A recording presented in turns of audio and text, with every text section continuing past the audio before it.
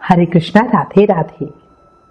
बैकुंठ में भी ना मिले जो, बैकुंठ में भी ना मिले जो, तो सुख कान्हा तेरे वृंदावन धाम में है।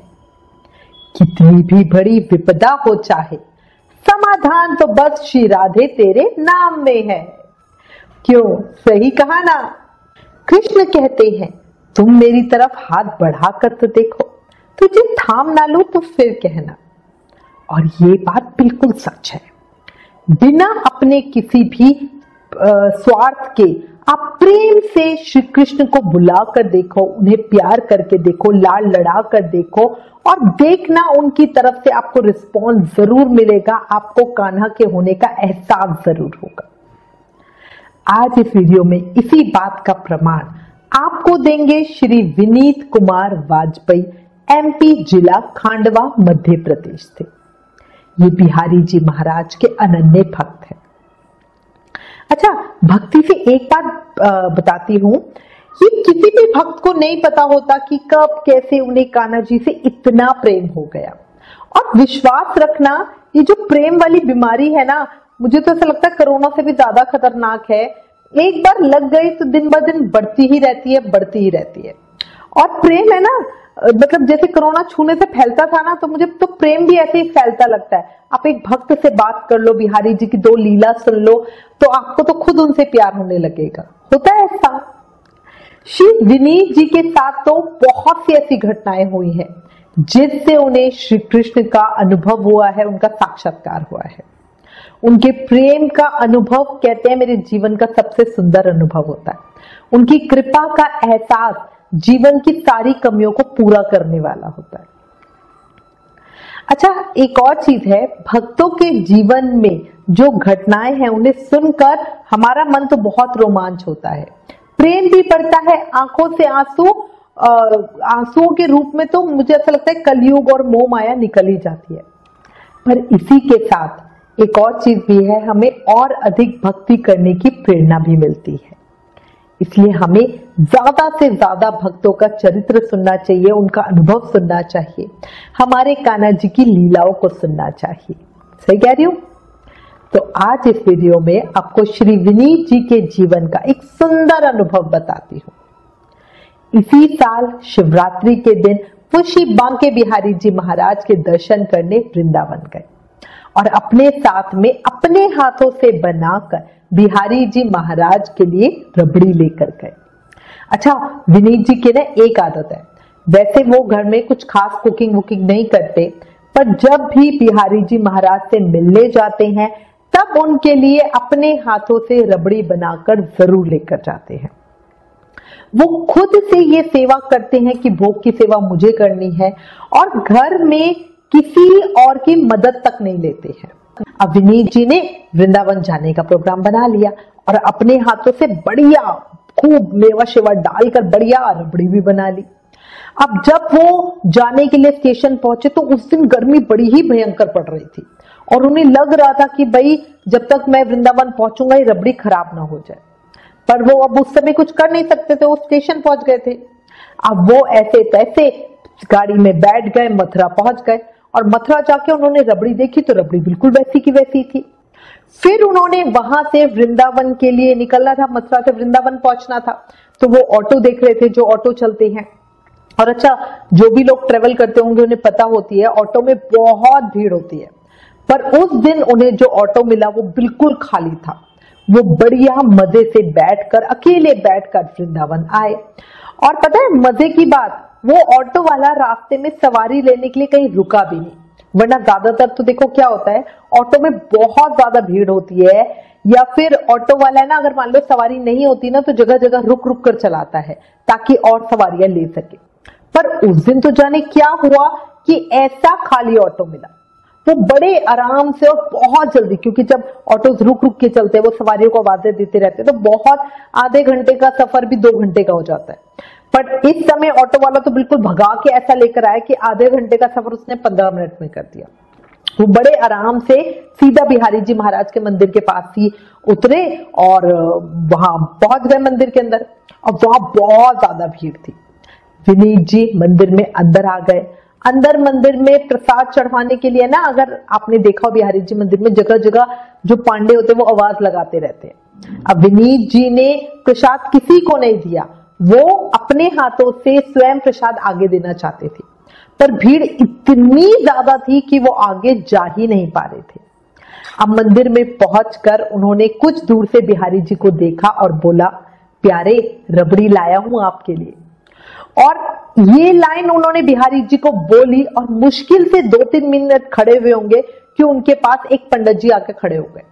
उनके चेहरे पर एक अलग तेज था, आंखों में झुर्रियां थी, बट बहुत चमकदार चमकीली आंखें थी। विनीत जी उन्हें देख ही रहे थे कि वो बोले कि प्रसाद चढ़वाना है। और विनीत जी ने बोला, हाँ महाराज, मैं बिहारी जी महाराज के लिए प्रेम से रबड़ी बनाकर लाया हूं। अब पंडित जी ने बड़ी खुशी से डब्बा उनके हाथ से ले लिया और भीड़ में अंदर घुस गए। और 1 सेकंड में ही, मतलब विनीत जी उन्हें देख ही रहे थे कि भाई भीड़ में से वो कहां गए हैं। अचानक से उन्होंने देखा कि वो पंडित जी बिहारी जी के गर्भगृह के बाहर खड़े हुए हैं। अब जो सेवित गोस्वामी जी थे उन्होंने वो डब्बा लिया और बिहारी जी महाराज को बढ़िया भोग लगा दिया।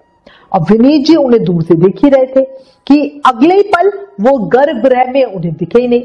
विनीत जी ने यहां वहां नजर घुमाई और अगले ही सेकंड में वो पंडित जी उनके सामने खड़े थे। मतलब ये जो समय का हेरफेर था, क्योंकि देखो इतनी भीड़ है, बंदा यहां से बिहारी जी तक जाएगा, कुछ तो समय लगेगा, 2, 4, 5, 10 मिनट कुछ तो लगेगा। बट वो तो कह रहे थे मैं नजर इधर घुमाऊं तो पंडित जी इधर खड़े, उधर देखूं तो गर्भगृह में उधर खड़े हुए हैं। मतलब इतने आश्चर्य की बात थी। अब विनीत जी बड़े ही हैरान थे। पंडित जी ने उन्हें बढ़िया प्रसादी माला दी, पेड़े का प्रसाद दिया। विनीत जी पैर छूने के लिए झुके, खड़े हुए तो वहां पंडित जी नहीं थे। विनीत जी उन्हें दक्षिणा तो दी नहीं थी, तो वो देख रहे थे, वो बार बार उन्हें खोजे जा रहे थे, पर वो कहीं नहीं दिखे। जो वहां पे सिक्योरिटी गार्ड होते हैं ना हटाने के लिए, उनसे विनीत जी ने पूछा, बट उन्होंने तो बोला नहीं, हमें नहीं पता। विनीत जी की आंखों में आंसू आ रहे थे। वो बिहारी जी की कृपा को देखकर और मतलब इतने ज्यादा खुश थे कि शब्दों में नहीं कहा जा सकता। घर से भोग लगने तक का जो सफर था वो ऐसा था जैसे स्वयं बिहारी जी रबड़ी खाना चाहते हो। इतनी भयानक गर्मी के बावजूद रबड़ी बिल्कुल सही थी।